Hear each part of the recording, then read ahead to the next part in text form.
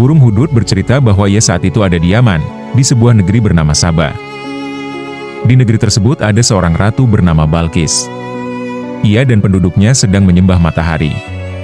Ratu Balqis amat kaya, ia memiliki singgasana yang terbuat dari emas dan intan berlian. Nabi Sulaiman yang mendengar penjelasan Hudhud itu sangat terkejut.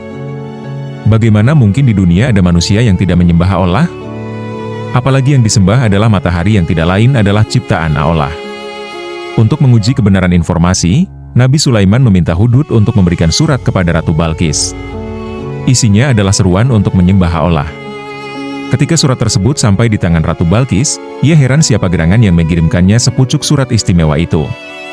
Ratu Balqis tertegun setelah membaca isi surat dari Nabi Sulaiman yang berisi seruan agar ratu berhenti menyembah matahari, karena Allah sang pencipta alam semestalah yang patut disembah.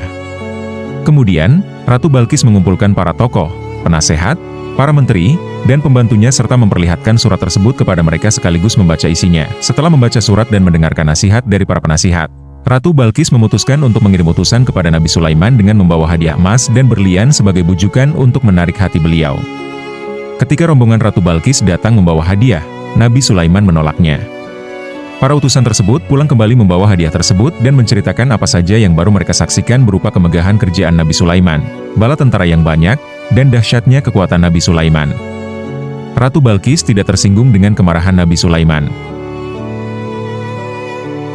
Keesokan harinya, Ratu Balqis datang kembali dengan pasukannya ke negeri Bani Israel.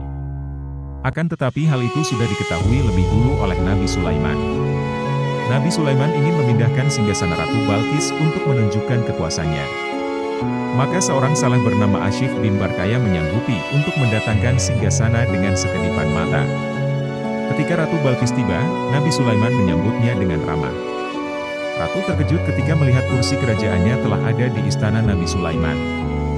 Ratu Balqis kagum dengan kehebatan Nabi Sulaiman. Ketika Ratu Balqis memasuki istana tersebut, ia mengangkat gaunnya. Ratu Balqis menyangka di lantai istana Nabi Sulaiman ada genangan air. Ia merasa sedikit malu, tetapi juga teramat kagum. Ketika melihat tanda-tanda menakjubkan ini, Ratu Balqis menyatakan masuk Islam dan menyudahi kesesatan yang telah ia lakukan. Ratu Balqis berkata, "Ya Allah, sesungguhnya aku telah berbuat zalim terhadap diriku dan aku berserah diri bersama Nabi Sulaiman kepada Allah, Tuhan semesta alam." Banyak pelajaran yang bisa kita ambil dari kisah ini.